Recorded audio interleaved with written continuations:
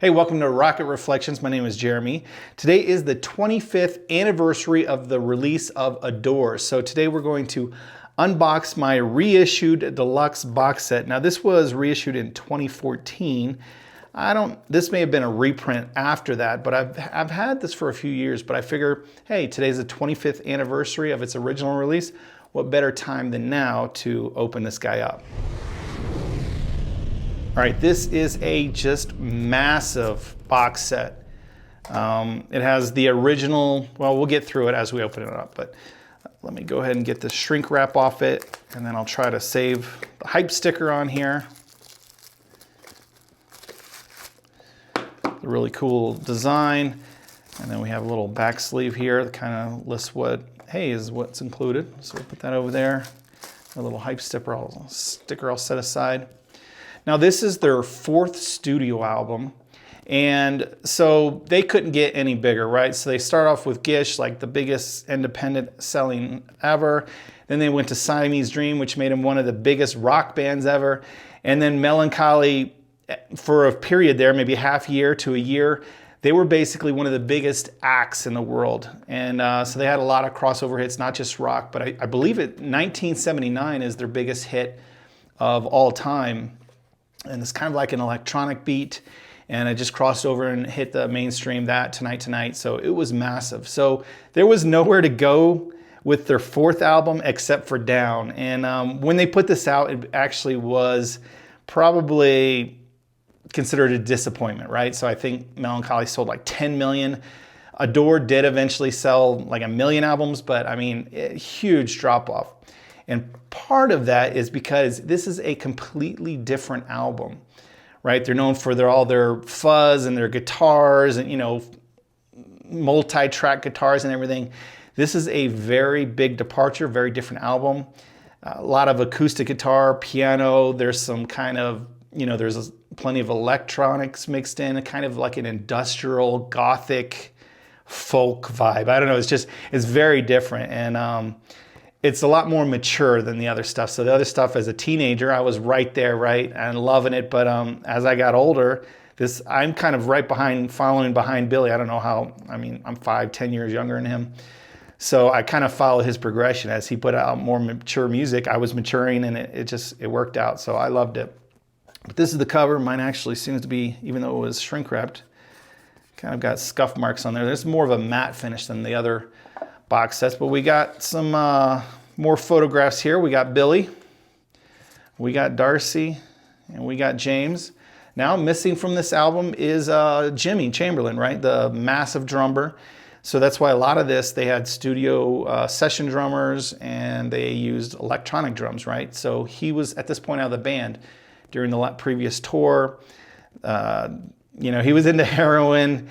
The keyboard, I'm laughing, but it's sad, right? So the keyboardist died of an overdose, and Jimmy was with him, and so I'm not sure exactly how it worked out, but eventually they fired him due to his drugs. He wasn't part of the band for this album here, so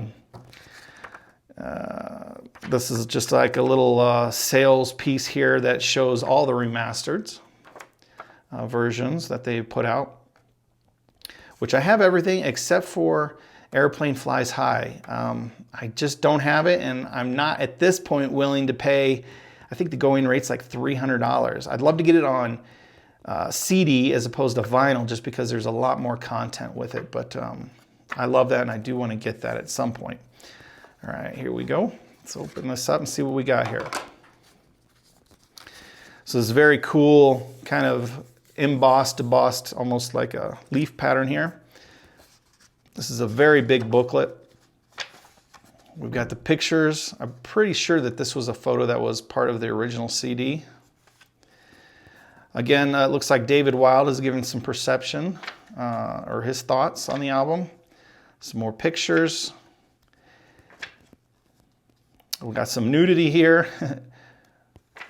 Darcy. And then we got the track by track. This is kind of where Billy breaks down track by track some thoughts on each of the songs. And then back here we have the lyrics. More pictures. Lyrics. Billy with his bald head and kind of his right? Very goth period. A lot of long black dresses. And so again, lyrics, then it goes through some of the other discs. So very cool, a lot in this booklet, so that's worth checking out. And then this is just monster, look at this. So we've got the original album. So this is disc 1, just the normal album, right? Which is 16 tracks, and the 16th track is called 17, which I don't believe is on the albums. I don't know if they cut it because they couldn't fit it or whatever, but so that's disc 1. Disc 2 is the mono version. So listen, I'm not a huge music person. I understand mono's not stereo, so it's not panned left and right or whatever.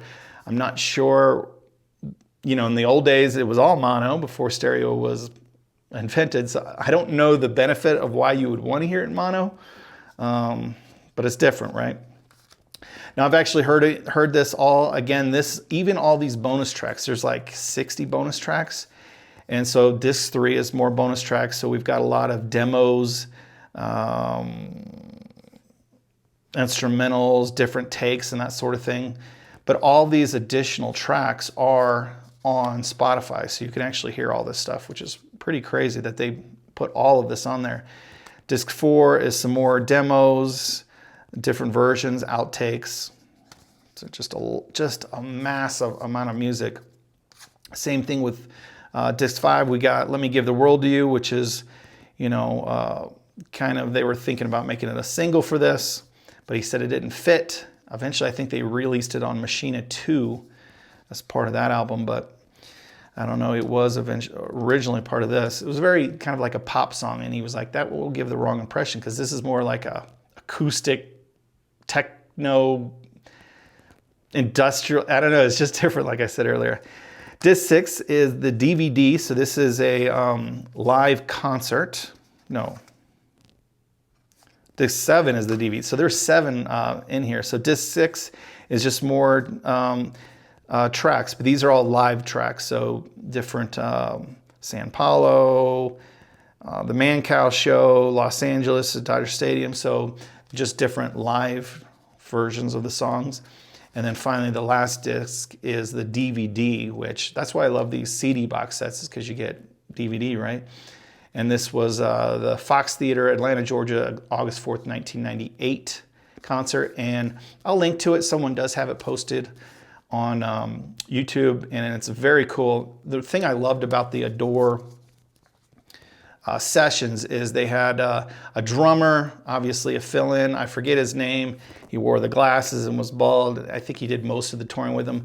But they had 2, his name slips me. I don't know why. And then they had 2 percussionists around him. And then they had Mike Garson, I believe, was on piano. So it was very interesting. All their live stuff is very cool from the Adore area, to hear all the songs kind of with piano and all these drums and percussion instruments going on. So it was pretty wild. But yeah, there was just a ton of content. And this is an album that I loved. It was very divisive for the fans when it came out, because it was so different. So there's usually, it's like pre-Adore fans and then post, you know, Adore people that appreciate Adore and beyond. And I'm one of those who just kind of love everything. So Adore I've loved, and over the years I just appreciate more and more. So it's very cool to finally open this box set and get my hands on this and see. This is very nice. It's very cool. So it's one of my favorites. I'm probably going to say that about all the albums we unbox, but it is the truth, at least for me. And yeah, there is the Adore reissued, remastered, deluxe, 7-disc monstrosity, just massive box set for Adore. So I hope you enjoyed this, and until next time, see you around.